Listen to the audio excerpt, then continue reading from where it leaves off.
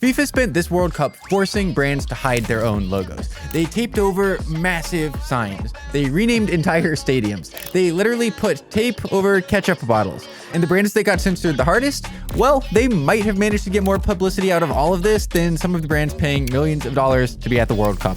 Let's talk about how. Okay, so here is a quick rule that you need to know, because once you understand this, the rest is just absolutely hilarious. So FIFA has a thing called the Clean Stadium Policy. FIFA contracts with World Cup venues forbid advertising, marketing, promotion, merchandising, licensing, signage, or other commercial identification. You get the point, in the airspace above and around the stadium other than that which is installed by or at the direction of FIFA. So basically, if you're not an official FIFA sponsor, your brand cannot show up anywhere at the World Cup. Not on the stadium, not on a sign, not on a ketchup bottle. Why? Well, it's money. Sponsors pay FIFA close to $2 billion to be the only brands that you see. And that's why they care about something as small as a sauce bottle. So any stadium named after a brand that is not an official sponsor of the World Cup, i.e. Levi, Gillette, Lumen, they all had to drop their names and the stadium just got renamed after their city instead. AT&T Stadium has been renamed Dallas Stadium. Levi Stadium has been renamed the San Francisco Bay Area Stadium. Lincoln Financial Field renamed to Philadelphia Stadium. And here's the one that's really getting under people's skin. The legendary Estadio Azteca has been renamed to the Mexico City Stadium. But this is just the beginning. Renaming a stadium is one thing. The chaos that started when brands had to actually cover up their logos on the stadium is a completely different thing. And one brand in particular handled it so well that it has kind of broken the internet. It all started with Levi's. Nobody's gonna know. They're gonna know. How would they know? So, as part of FIFA's rule mandating that they hide their logos, Levi's had to cover the giant Levi's logo on the front of their stadium. Now, it would be easy to just throw a tarp on it and move on, and Levi's did throw a tarp on it, but what they did after that is the real genius. So yes, they did throw a tarp on it, but they had it perfectly lined up with the outline of their Levi's logo. So it was still completely obvious what was underneath the tarp. But then they went even further. They dropped this reel, basically turning it into a meme, and they changed their Instagram profile picture to a picture of the logo with the tarp on top. And if you zoom in real close, you'd actually see Levi's under it, which, what a nice touch that is. And this blew up. Look at the numbers on this thing. This is actually crazy. It's got 88.7 million views, 2.5 million likes. And the general sentiment is that people have a lot of sympathy for Levi's in this situation.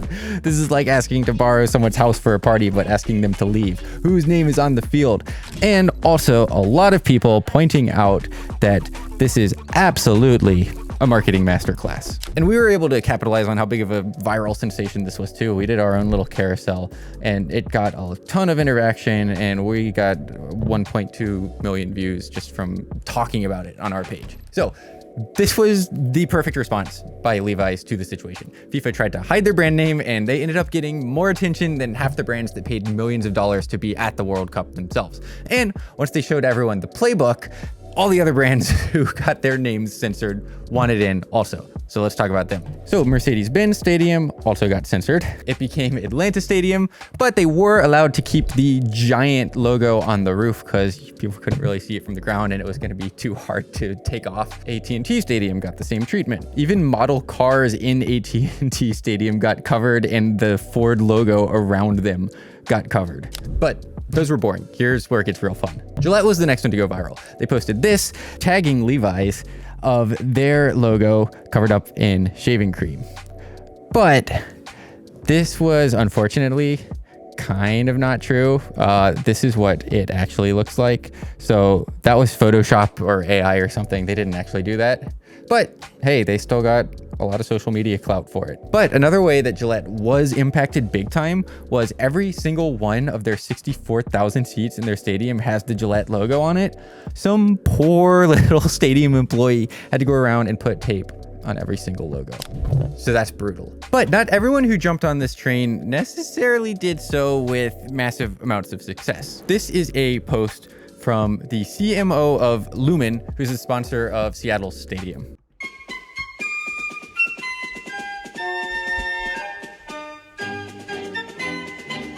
As the Chief Strategy and Marketing Officer of Lumen, my job is to make sure our brand is everywhere, the trusted network for AI. But as international fans fly in from across the world to our city, our stadium, My job is to ensure our brand is nowhere.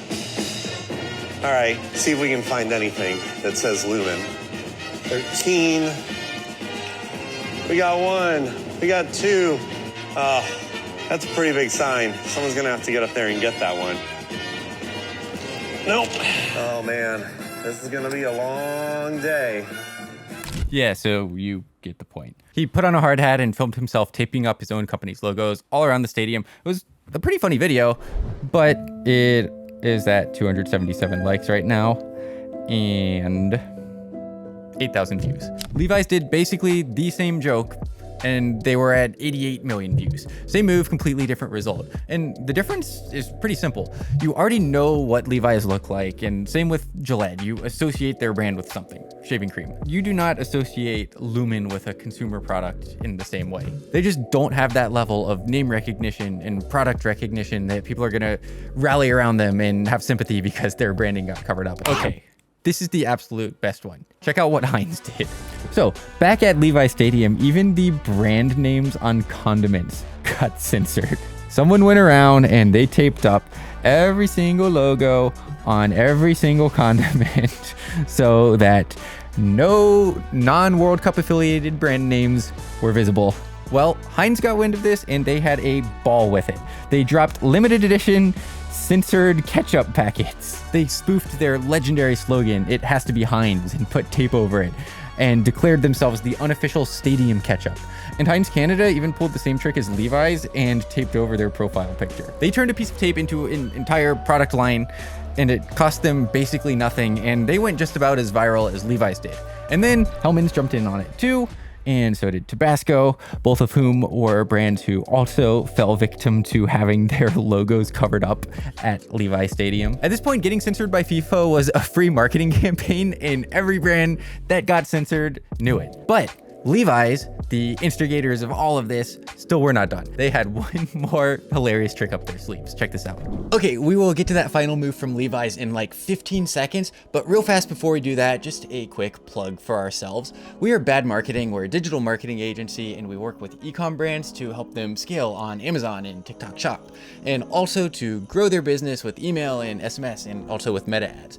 So if you run an e-com brand and you're ready to take it to the next level, take a look in the description for this video for our website, or just go to badmarketing.com to learn about working with us.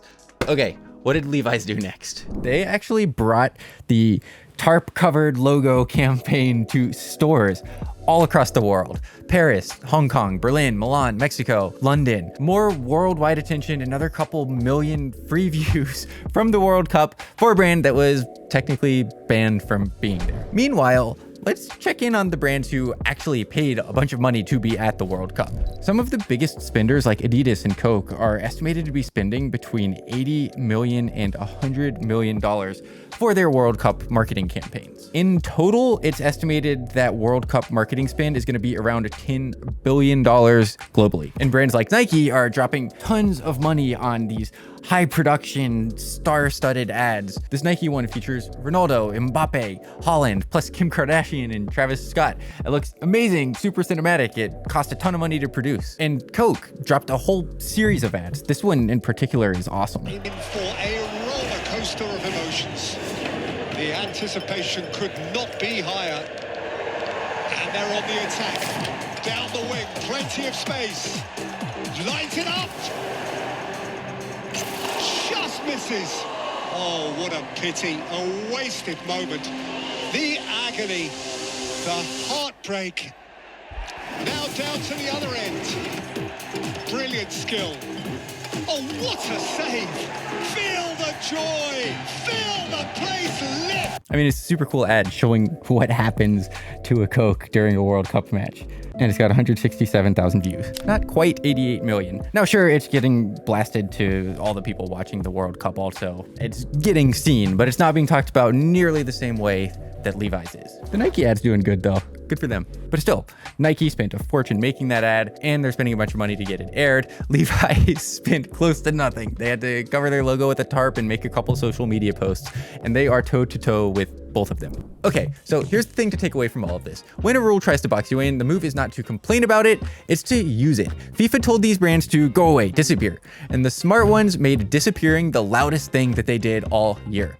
But it only worked because they'd already built brand equity. They built something that people recognized with the name ripped off. The Levi's Batwing, the Heinz bottle. You know them even covered up. The cover up didn't make them famous. It proved that they already were famous. So whatever you're building, build a thing that people can spot, even with the logo gone. That's what pays you back when the moment comes. So I'm curious, what's another brand that's so recognizable that you just don't know exactly who they are, even with the name covered up? A brand that comes to mind for me is all the out-of-home campaigns that Uber Eats is doing with their green bag just covering everything. Anyway, drop yours in the comments. We want to see what you come up with. And if you got something out of this video, if you enjoyed it, hit like and subscribe, and we will see you in the next one. Thanks for watching.